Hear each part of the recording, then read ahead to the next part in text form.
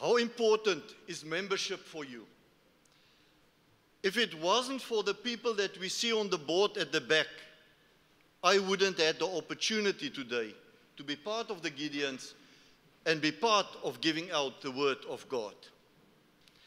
And if we don't take it seriously in our membership to put faith in action, we don't secure it for the next 75 years. Let's start with the history and see where everything started and how important faith in action is. We all know the history that John Nicholson and Samuel Hill, they were both in a hotel in 1898. And the hotel was overcrowded, so they had to share a room. And with their devotion time, they didn't have the Bible. And that is where the Lord told them, but for traveling business people, give them a Bible. It's important that they have a Bible. And with that idea in mind, they thought of starting with an organization. In 1899, in June, 9 months later, nothing happened. Up to that time, nothing happened. And by accident, their path crossed again. And then they decided to put faith in action and to start with the organization. So when Hill got back at home, he contacted Will Knights, one of his associates, and asked him to join them, the two of them, so that there are three to start and organize this organization, yet without a name. Brother Knights started and written a letter that he sent out to all of the people he knows who are traveling business people. And here is his letter. As has been suggested by a few of our Christian traveling men, that we might increase our usefulness to each other by quietly coming together to plan some simple organization that we might better know each other and possibly widen our influence.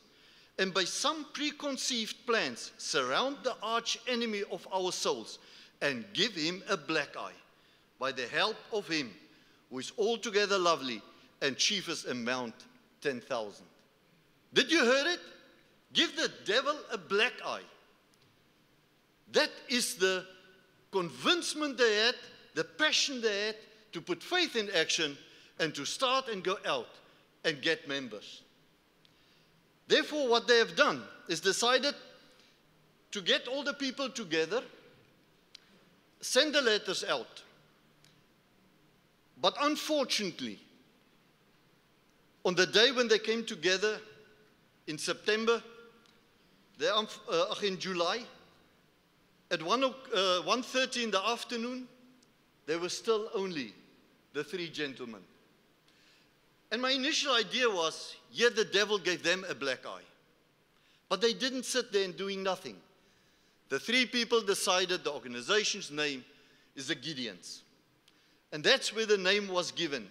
Although still three people, that's where the Gideons started, with a name to call them the Gideons. And then they decided to give them 3 months. In September, to use that letter, send it out to more people, and see if they can find people to have more people together. In September 1899, in Waukesha, Wisconsin, 12 men became the charter members. They were 12 people to start. And with all sincere respect, if it wasn't for 12 disciples, you wouldn't be a believer today. It wasn't for these 12 men, you wouldn't be a Gideon today. And on that specific day, they approved this lapel sign that we have so that traveling businessmen can know each other from the rest. And that's why they done it on that specific day. 9 months later, June 1900,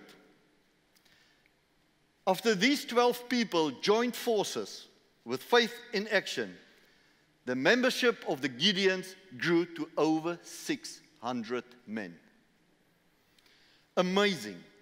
They approved the rules and the regulation include the object of the Gideons: to recognize Christian traveling men of the world with cordial fellowship, to encourage one another in the Master's work, to improve every opportunity for the betterment of the lives of our fellow travelers, businessmen, and others with whom we may come in contact, scattering seed all along the pathway for Christ.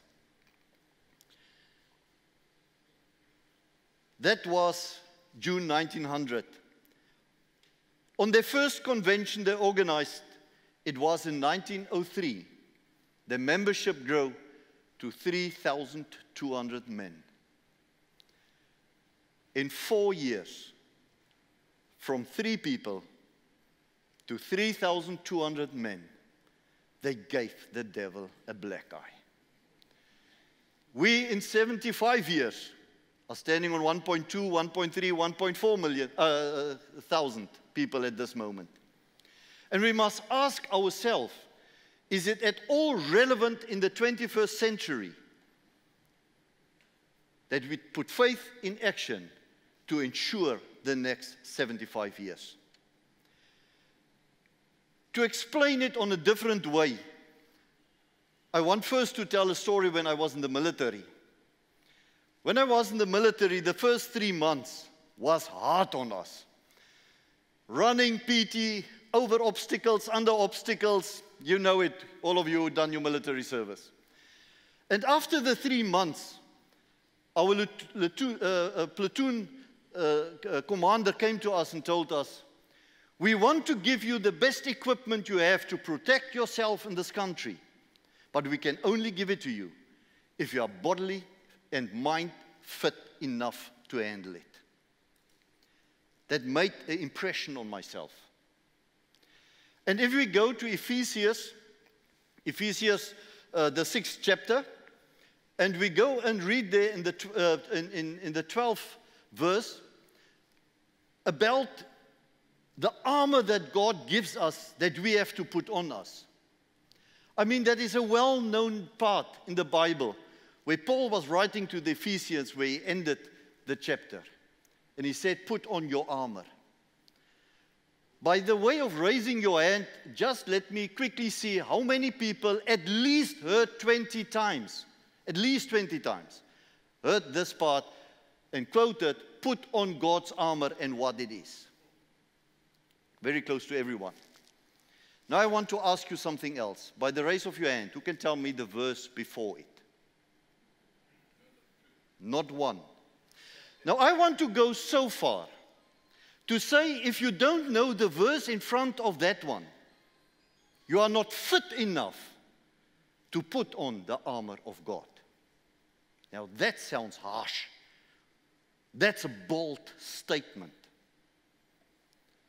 But that is faith in action. So I want to read verse 10. And Paul is talking here, he says, finally, my brethren, be strong in the Lord and in the power of his might. If we don't have that faith to stand strong in the Lord and in his might, you can put on as much armor as you want. You will fail the war because it's not against flesh and blood. And that stands in the next verse.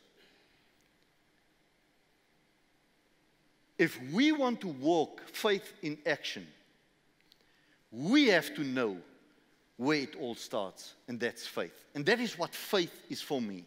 Faith for me is being strong in the Lord and in the power of his might. If that is not something we can just put on us as armor, that is a relationship in which we all together have to walk and help each other in this relationship as God's army, if I can say it like that. It starts with our prayer meetings. It starts where we come together on a monthly basis and build a relationship with God. If we stand on our knees, we can't stumble. This is a relationship of trust, of what God already done in history. In a 4-year frame, put 3,200 members to this organization. And in that, we have to stand strong. In this power, we have to put faith in action. And I want to challenge you today. The membership program is not about today. It's for the continuous going on and on of the Gideons, so that not only today the Bibles are handed out, scattered, the seeds, but that it can continue for the next 75 years. More. That's only in South Africa. For the next 125 years, worldwide. And you can make the difference. If you decide to really put faith in action, put a target you want, the amount of people you want to get into the Gideons to come and help us. Or you can go and give out 900 Bibles instead of 400 or 500. And you can decide to open your wallet and pay for double that we can make sure that we have the money to do it. Or you can put faith in action and trust God that He will provide the men we need to proceed from here on. This is in our hands.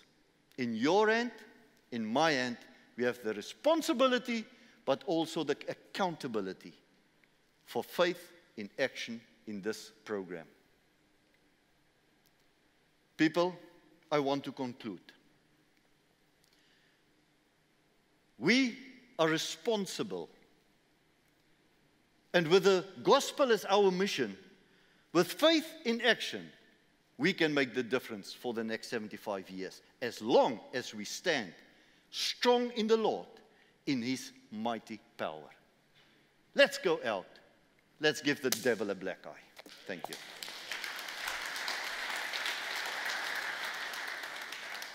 Baie dankie.